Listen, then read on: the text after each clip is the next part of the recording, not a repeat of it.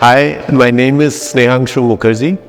I happen to be the course leader of Interior Architecture and Design at IIAD.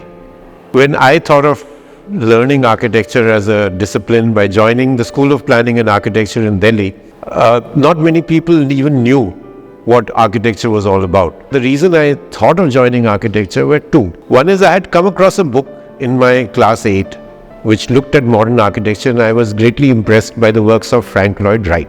The second was that my father was a theatre consultant, and he was already working for a number of very famous architects, including Doshi, Sabiki, people like that, and he would be getting these blueprints home on which he would be doing his drafting, and that fascinated me. By that time, I had already started helping my father with the drawings that he would do for theatre design. Well, I had done a month of training with Ajay Chaudhary's office, and then I had the choice of joining a professional firm because we had 5 years of architecture education and 1 year of training.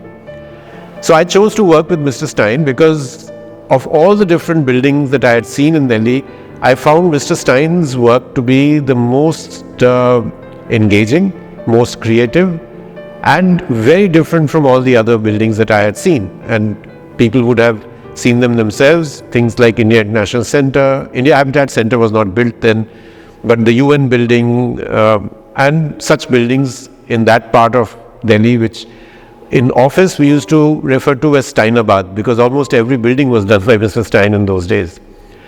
So I joined there, and as luck would have it, I didn't get to work directly under Mr. Stein. I had an immediate boss, Mr. J.K. Jain, and his work was related to all the factory buildings that the office was doing. So that's how I started. What happened by this time is that I happened to also apply to the Inlaks Scholarship Foundation and went through the interviews, and they selected me. And once they selected me, there was no way that I was not going, but there was another catch before that. So in my last year in Romi's office, two of my friends, who later on became my business partners, discovered that there was a national level competition that was advertised in the newspapers, and it was for the design of the new wing of the National Gallery of Modern Art, Jaipur House at India Gate. So we teamed up and we decided to participate, and we designed the thing jointly, and again, to my surprise, we won the competition.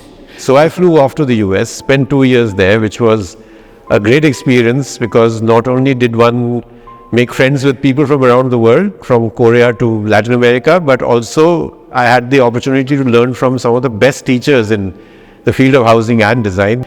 So when I came back, we realized that we were depending on just one project, and the contract was signed, but the amount of money we were going to get wasn't enough to sustain an office. By this time, we had started our office.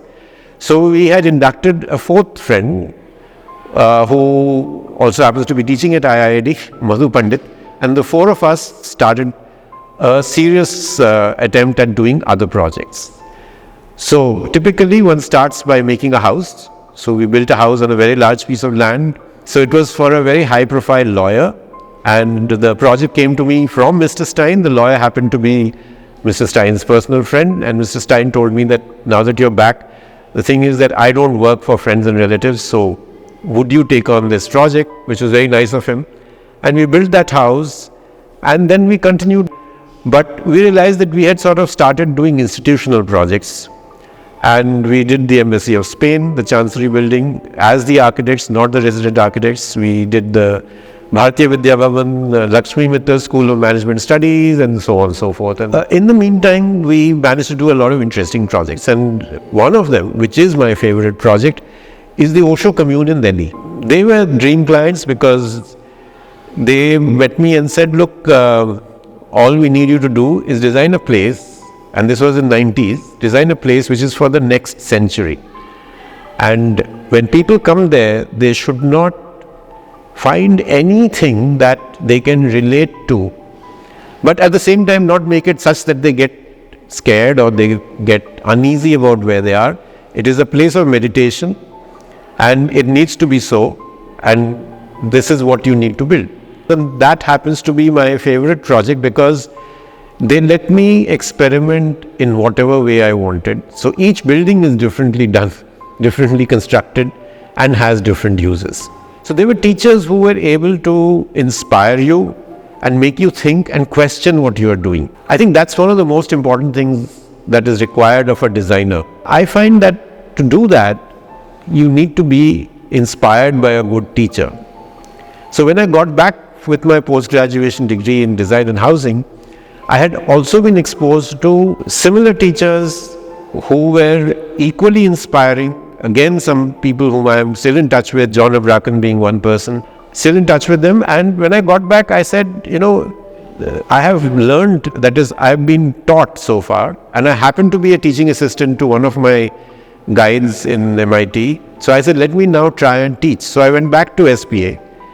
And I met with the head of the department who knew me from Stein's days, and I said, I'm back, I'd like to teach. So he said, okay, start as a visiting faculty. So that's what I did. Now when I started as a visiting faculty, I was lucky enough to start with a very senior teacher called Anil Lal, who taught me a lot about how teaching should be done, about pedagogy and architecture. And it's not about the theory, but how you teach. How do you deal with students? How do you make sure that they will work to their own benefit and not just work for the sake of, doing an assignment. I was teaching at TVB, and by this time I had figured out that actually when I teach, I learn more than the students do. And that is for a very simple reason. You set one design assignment and you have 40 students doing the same work, and each one of them come up with a different solution. The curiosity of what will they do next? And what is the way that they solve the design, so that I could learn from them and not make the same mistakes or do the things correct as they were doing. And then I stopped teaching. I thought I had taught for too long, and there was no sense in teaching any further. And I was carrying on practicing. One of my friends, who happened to be the Dean Communications here in IIAD, Anubha Kakru, she met me at our house actually, and she said, what are you doing? I believe you're not teaching in SPA. I said, no. Come and see the place even if you don't want to teach. So that is how it started. So when I reached here, Anubha took me on the grand tour. She showed me all the facilities that this place has, and I was impressed. So coming here was a big relief. In a way, it made sense to think of start teaching again. So Usha, who's now the director, was the Dean Academics that time, and she sort of spoke to me along with Jitin, the CEO, and they asked me, so what is your idea of how one should teach design? And I said, not through lectures. It can be only done through projects. It's still taught in the traditional Beaux-Arts French fashion, which is to teach lectures separately, whether it is structures, plumbing, air conditioning, history, whatever. And then you do the project separately. And most of the time the students don't integrate the learnings from lecture classes into their studio work. So here there was only studio time and everything else was integrated to that. So I found that sort of impetus or a reason to get back into teaching. And that's how I started with the first batch here. It's in that batch there is a person called Simran Bhatia who did something quite unusual. So the minor project was meant to be a realistic project where you just don't do design, you create all the drawings necessary for construction along with all the documentation required for tendering and all the rest of it. It so happened she's from Dehradun and her family owns a home furnishing shop, one of the major home furnishing shops in Dehradun, and they were going to renovate. So she seized that opportunity and redesigned the entire shop as a part of her academic project, and at the same time was going almost every weekend to Dehradun to get it built. So it was a great learning experience for her, and for me it was a chance to see whether what we teach here has a professional application or not. They can go out there, stand in the profession and carve a niche out for themselves. Very few design school students can start that early. They spend a long time as an apprentice in another firm before they can do that. And that record of right after the final year, within a year or two, people starting on their own has held over the years. I feel that the experimental nature of the way we have taught, which is different out of the box from conventional design education, actually works maybe better in the real world. I would say that my method of teaching has changed a lot since the time I started teaching architecture. That is also, the reason for that is that the profession has changed, number one. Number two, students have changed. Students behave very differently now than what they used to earlier. I was supposed to be the terror amongst the teachers when I taught at SPA, and not just SPA, even at TVB. But those days students were able to take the criticism. Today students are more aware, to be honest, but at the same time, criticism cannot be done in the old-fashioned way. Criticism has to be far more constructive. Number two, over the years, I find that teaching the project in a more holistic manner is the most interesting or the most important thing to do for any design education, and rooted in the reality of things. So even here, and that's why I like teaching here, is that we try to create projects which are as real as they can be, where we partner with NGOs, with businesses, so that there is a closer link between the way we teach here and the way you practice. I came across a book by Richard Feynman, the very famous physicist, and it's called 6 Easy Pieces on Physics, lectures that he delivered in the US. He says that his way of teaching is that before he enters a class, he asks himself 3 questions.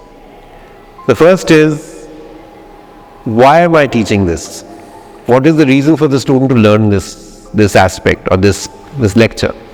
The second thing he asks himself is that, what is it that I'm teaching? You can interchange it. What is it that I'm teaching and why am I teaching it? And the last thing is, how am I teaching it? How do I convey what I'm teaching to the students? I think the experience has been extremely rewarding, because one thing I forgot to mention earlier about teaching is that if I'm teaching or I'm structuring the course or I'm working with my colleagues to put together a project, we look at the learning outcomes. What are they learning? Why are they doing all this? And every year we try to improve upon that. So the projects are different every year. The learning outcomes keep improving. So it's never been a repetition. And that's what makes it very, very interesting. Topical as well as what will become topical in the years to come. So sort of, be future-proofing our students. Now to do all of that, all of us as teachers need to know ourselves. So we have to learn first. We have to go through our own research to be able to formulate what we are teaching the students. There are some who are very different from the rest of the class. They in a way don't belong, or they don't want to belong. They are not the follow the crowd variety.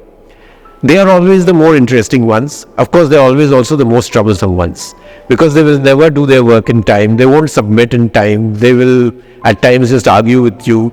But I find they're the most interesting ones to teach or to have a discussion with. And very often, these are the ones who are the most argumentative, or the ones who are the non-conformists, who after graduation do the most remarkable things. So there have been such students, and I can name a few. Ayush Saxena, who's been a bone of, who's been a thorn at our sides when he was here, but he's doing very well for himself.